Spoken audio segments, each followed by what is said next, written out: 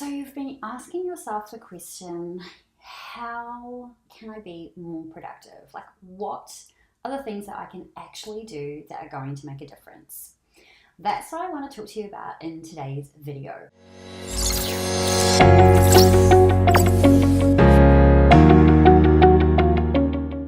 Hey, I'm Elise from Hustle and Groove, and we talk about all things productivity, email marketing, and side hustle related. If you enjoyed this video and if you haven't subscribed yet, make sure you go ahead and click subscribe and the thumbs up when you like this video. So how to be productive? Like, how do you actually do that? Well, before we jump into this, I want to make it really clear that productivity does depend on you and your personality. So if you're not really sure what your personality is or what your tendencies are, then there are a couple of resources that I'm going to link to below that you should definitely go and check out. So number one is a book called The 4 Tendencies. So it's written by Gretchen Rubin, and she talks about 4 different tendencies, and we all fall into one of those. Now, basically, it's going to walk you through a quiz that you answer questions, and then it gives you the rundown on your tendency, like where are your defaults, like what are the things that you get frustrated with. And I am an upholder, which means that it makes it extremely easy for me to be productive because I have self-motivation, and it's just something that is inherent within me. So it's not that I'm special or anything like that, or that I do anything special. It's just I make a decision and I do it and follow through, and that's just because that is my personality. And then that is backed up by doing the Myers-Briggs personality score. I would go through and do that. And if you want to check out even more options, go ahead and do your Enneagram as well. So I am a number 7 on the Enneagram, and it all just ties in with someone who is just naturally productive, naturally motivated to do the things that I want to do. So figure that bit out first. Once you've got that, then there are things that you can do to help yourself be more productive. Once you understand where your strengths and weaknesses are, then you can tailor what I'm going to share with you to suit your needs. Okay, let's jump in. So probably my biggest tip or my biggest thing to help me be more productive is that I only focus on 1 to 2 things in any given day. Now, that doesn't mean that I'm not doing more than 1 or 2 things in a day. It just means that my number 1 and number 2 priorities are the things that I know I want to get done. And so I make sure that those 2 things are the 2 things that I attack first thing in the morning. So they're the first things on my list. Before I check email, before I do any client work, I look at what my priorities are and I do those 2 things. So just by focusing on 1 or 2 things per day allows me to make progress, allows me to move forward in the priorities and action steps that I'm going and working towards. So focus on 1 or 2 things a day and make sure they're the first things that you do when you get up in the morning. Number 2 is about batching tasks. Now, I have talked about this a number of different times, but it bears repeating again, particularly when it comes to productivity.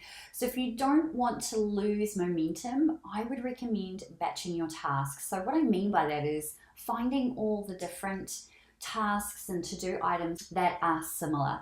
And what I mean by that is that you don't have to switch out of a program to start a new task. You don't have to start a new program. You don't have to move into a different area to do those things. They basically need to be done using the same program in the same location. So for example, I am video batching today. So today is when I batch all videos. So any videos that I need to record, whether it's for my YouTube channel, whether it's for my membership site, whether it's for courses, whatever that looks like, there is a specific day of the month that I just completely dedicate to recording videos.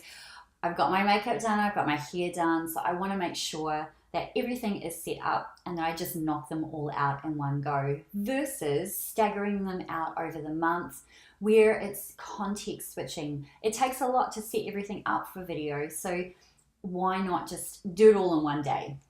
So batch your tasks. And then on top of doing batching, I'm also a huge fan of focus time blocks. So that's where I will set aside a block of time and it is focused on doing one thing. So time focusing and batching work really well together. So for example, I might have 4 2-hour time blocks throughout a day where I'm just focusing on one task. So I break my day up into those 2-hour blocks, and at the end of a 2-hour block, I'm having a break or I'm doing something else. So if I know something is going to take longer than 1 2-hour time block, then I can kind of plan that out. So it allows me to also plan things because I can easily see, well, this is going to take this long and that's a time block. So time blocking is super easy to do. You just have to figure out what your ideal time blocks are. They could be as small as 30 minutes, but it's about focused time blocks, not just blocking off time in your calendar. It is actually assigning a task or group of tasks into that time block to make it focused. So another couple of things to do with focused time blocks. Ideally, you're not having any of the programs that you're not using open. So whatever it is that you're doing, you should only be focusing on that. So I often turn off the internet if I don't need it to do these time blocks, because that is when email notifications are on, social media stuff comes on, all of those things, and those just impact in your attention span. So anything that's going to try and distract you, you want to avoid. And then the final piece of how to be productive or how to be more productive is scheduling downtime. Now, I know that that sounds completely counterintuitive to productivity, but if you don't take breaks, your brain is going to fry. So remember how I was talking about those focused time blocks? So I only ever work for 2 hours, but in amongst that 2 hours, I will have a 5-minute break, and then at the end of the 2-hour time block, I tend to take half an hour to an hour off as well, where I'm just reading or eating, doing some exercise, whatever that looks like. I make sure that that is scheduled in so that I get that break, because quite often, particularly when you work for yourself, you can just work all the way through the day and have no breaks. And that is actually not conducive to good productivity. You need breaks, you need to refresh to be able to come back in and be productive. So I hope you enjoyed this video. If you're wondering what your action step is, it is simply to do 2 things. 1, figure out your personality, figure out your tendency, then modify what I've just shared with you to suit your personality and your tendency.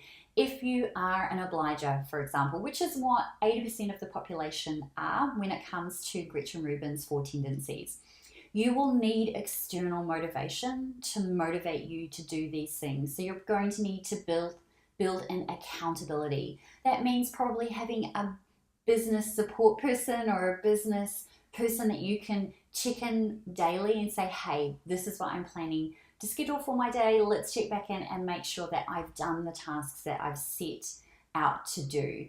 So that's the type of thing that you would need to add into your productivity to make sure that you stay on track.